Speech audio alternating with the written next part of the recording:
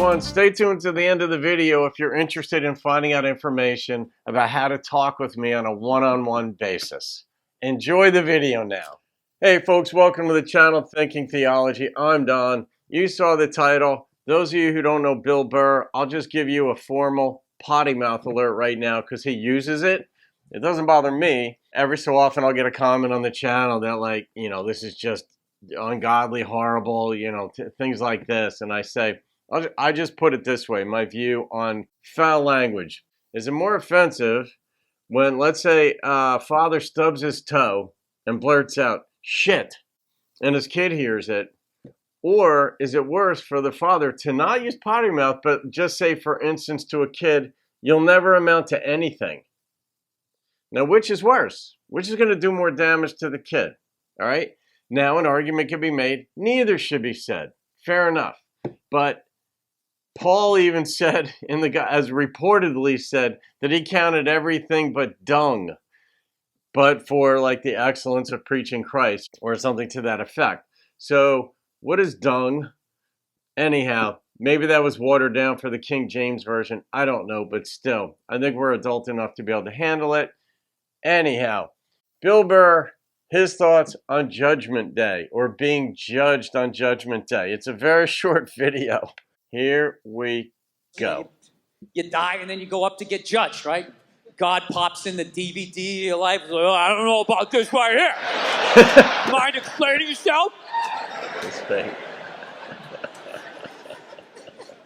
This might be the most arrogant thing I say all night, but I actually resent the fact that I'm going to get judged someday. Like, if that's true, that somebody's going to judge me, that doesn't even make any sense. It's like, dude, you made me. So this is your fuck up, all right? Let's not try to turn this around on me, you know? I mean, that argument has been made a lot. It's like there are conflicting ideas. God's in control of everything, has a reason for everything, but and so I didn't have any say in that, how I am, and yet I'm going to be judged negatively for it? I mean, logically speaking, there's a good basis for what Bill is saying, as there usually is. You give me freedom of choice, you make whores, you have me suck at math, and you don't think this thing's gonna go off the rails? Like, you set me up to fail, and now you got the balls to now question your own goddamn work. Dude, if I made a car, if I built a car and it didn't run, I wouldn't, burn it forever. You evil piece of shit, light it on fire. I wouldn't. I would troubleshoot. Is there gas in the engine? Is the battery charged? Anything beyond this, I got to get a real man to look at it. But I believe in you. I'm going to try and help you out. Yeah, that was quick hitting right there. But I mean, yeah, like the notion of hell as well, that okay, here's your test. You get this test in this life, regardless of who your parents were, regardless of where you were born and your circumstance. You get this test in life. And I guess for the Christian, it's like you either accept Jesus or you're going to burn in hell forever type deal. Now, not all Christians believe in the notion of hell, but the idea, it's a pretty common one that there's the really good place or the really bad place, hell. And hell is a place where you just suffer forever. It's like, all right, how does that square with the notion that God is love? And also the theological idea, it's not my idea. I have divergent ideas on this, but I just look at the rationale behind these things and the arguments being made. But you've got the idea that God's in control of everything and made everything. Everything has a purpose, whether we understand it or not. But I might burn somewhere forever, like be in this horrible place forever. I mean, that it doesn't square. So I understand what Bill said. He even prefaced it by saying, this might be the most arrogant thing I say all night. And fair enough, because he's hedging his bets too. I don't know if Judgment Day is going to even happen or if it's going to go the way the texts say. If they do, hopefully there'll be some mercy afforded me because, at least in my case, I'm not mean or nasty to people. But on the channel here, anyway, I just look at the rationale being made. So have at it, folks.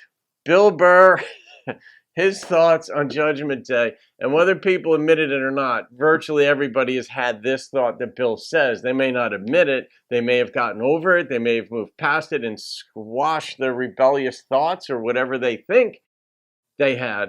But nonetheless, it's not entirely baseless. So there you go. All right, folks, leave your comments. Have a great day. I'll see you on another video. Try to be nice to each other, too, and keep thinking theology. Hey, everyone. This is just a video to let you know that I'm available on a one-on-one basis for personal coaching or for conversations about theological topics. Could be relationships you're having with somebody who's a bit toxic in their faith. Maybe they're over the top. Maybe you're having questions, maybe doubts, or just wondering about your church or whatever. The theology obviously covers a broad range and spectrum of issues.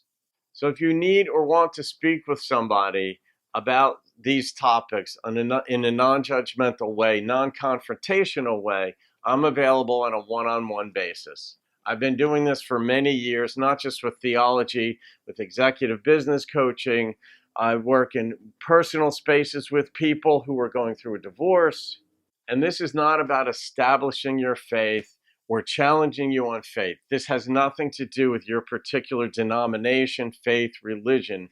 This is about relationships and how to process some of the nuances of your faith that you may not have considered that may ease your mind about how you're thinking about things or approaching things. So my normal fee for executive business coaching is $250 per hour, but for theological topics, I've kept it at $95 per hour, and some folks may even need special consideration on that fee, and we can discuss that if you have financial hardship. And our conversations take place by phone, and we'll make a lot of progress in a short period of time. So don't hesitate to reach out. I'm very approachable. I've been doing this for many years. My direct email is thinkingtheologytoday@gmail.com. That comes directly to me, and it's scrolling across the screen now, but it's also in the description box below. So if you're interested in talking with me on a one-on-one basis, that's how to do it. All right, folks, I hope you're doing well. Have a great day. I'll see you on another video. Keep thinking theology.